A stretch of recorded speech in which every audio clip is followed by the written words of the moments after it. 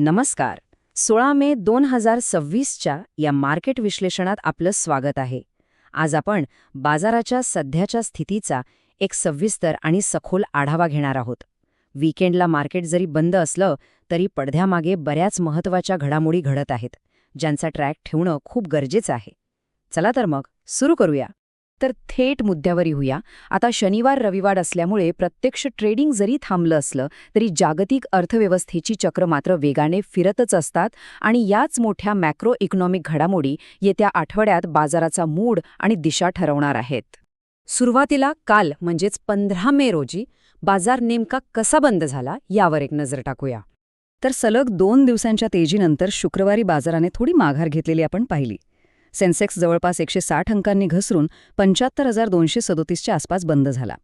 Nifty 50मध्येही 46 अंकांची घसरण झाली आणि तो 23,643 वर स्थिरावला. आणि निफ्टी बँकने तर मोठाच गोता खाल्ला.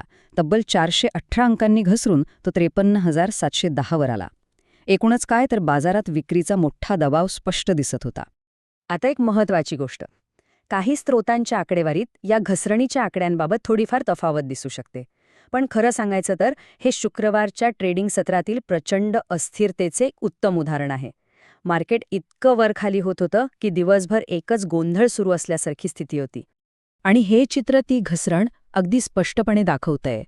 सेन्सेक्स आणि निफ्टी 50मध्ये साधारण 0.2% आसपास घसरण झाली असली तरी खरा फटका बँकिंग क्षेत्राला बसलाय. निफ्टी बँक जवळपास 0.8% खाली आलाय. बँकिंग शेअर्समधील ह्या मोठ्या पडझडीने संपूर्ण बाजाराचा मूड खाली ओढण्याचं काम केलंय. पण ही घसरण फक्त देशांतर्गत कारणांमुळे नाहीये. चला बघूया हे सगळं मोठ्या मॅक्रो इकॉनॉमिक दबावाशी कसं जोडलेलं आहे. सर्वात आधी भारतीय रुपयाची स्थिती. डॉलरच्या तुलनेत रुपयाने आतापर्यंतची नीचांकी पातळी गाठली आहे. तो प्रति डॉलर चक्क 96चा टप्पा ओलांडून खाली गेलाय. अर्थव्यवस्थेच्या दृष्टीने विचार केला तर हा एक खूप मोठा आणि गंभीर धोक्याचा इशारा आहे. आणि यालाच जोडून आलेली दुसरी मोठी डोकेदुखी म्हणजे कच्चं तेल. पश्चिम आशियातील भूराजकीय तणाव वाढल्यामुळे ब्रेंट क्रूडची किंमत प्रति बॅरल 108 ते 109 डॉलर्सच्याही पुढे गेलीय. क्रूड ऑइल अशा उच्चांकी पातळीवर पोहोचणं हे जागतिक अस्थिरतेचं एक अत्यंत चिंताजनक उदाहरण आहे. आता या दोन्ही गोष्टी एकत्र आल्यावर काय होतं ते थोडक्यात समजून घेऊया.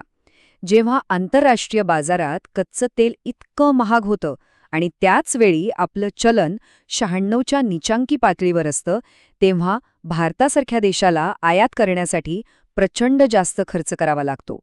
याचा थेट परिणाम म्हणजे देशांतर्गत महागाई.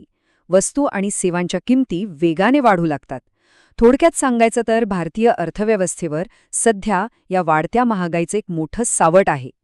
या मोठ्या जागतिक प्रश्नांमधून थोडं बाहेर येऊया आणि पाहूया की या दबावाचा प्रत्यक्ष कंपन्यांवर आणि कॉर्पोरेट क्षेत्रावर कसा परिणाम झालाय. आता इथे खरोखरच एक खूप रंजक विरोधाभास पाहायला मिळतो. एकीकडे टाटा मोटर्सनी त्यांच्या उत्कृष्ट तिमाही निकालांमुळे 5% अधिक उसळी घेतली आहे. अशा पडत्या बाजारातही ही कामगिरी खरंच कौतुकास्पद आहे. पण दुसरीकडे टाटा स्टील आणि हिंडाल्कोसारख्या मेटल कंपन्यांच्या शेअर्समध्ये गुंतवणूकदारांनी जोरदार विक्री केल्याने तिथे मोठा दबाव दिसून येतोय. हे झालं कालचं चित्र. पण आता पुढे काय? आगामी कॉर्पोरेट निकाल आणि नवीन लिस्टिंग्सकडे एक नजर टाकूया. गुंतवणूकदारांसाठी हा शनिवार रविवार खूप व्यस्त असणार आहे. कारण आज शनिवारी 50पेक्षा जास्त कंपन्या त्यांचे चौथ्या तिमाहीचे म्हणजेच Q4 FY26चे निकाल जाहीर करत आहेत. यात वोडाफोन आयडिया, डिलिव्हरी आणि KEC इंटरनॅशनल सारख्या मोठ्या नावांचा समावेश आहे. हे निकाल सोमवारी मार्केट उघडल्यावर सुरुवातीची दिशा ठरवण्यासाठी अत्यंत निर्णायक ठरणार आहेत. आणि फक्त तिमाही निकालच नाही तर प्रायमरी मार्केटमधून एक मोठी बातमी येतेय. सरकारने महानदी कोलफिल्ड्स या कोल इंडियाच्या अत्यंत नफा कमावणाऱ्या उपकंपनीच्या देशांतर्गत IPOला मंजुरी दिली आहे. यामुळे बाजारात गुंतवणुकीची एक खूप मोठी आणि नवीन संधी निर्माण होणार आहे. त्यामुळे याकडे सगळ्यांचंच बारीक लक्ष असेल. आणि यातला सर्वात महत्त्वाचा आणि जागतिक पातळीवरचा मुद्दा म्हणजे स्पेसएक्स. जून महिन्यामध्ये नासडॅकवर स्पेसएक्सचं अत्यंत अपेक्षित लिस्टिंग होण्याची दाट शक्यता आहे आणि त्याआधीच त्यांच्या भागधारकांनी 5:1 या प्रमाणात स्टॉक स्प्लिटला मंजुरी दिली आहे. जागतिक शेअर बाजारात ही एक प्रचंड मोठे घडामोड ठरणार आहे हे नक्की. तर जाता जाता आपण या एका अत्यंत महत्त्वाच्या प्रश्नावर विचार करायला हवा.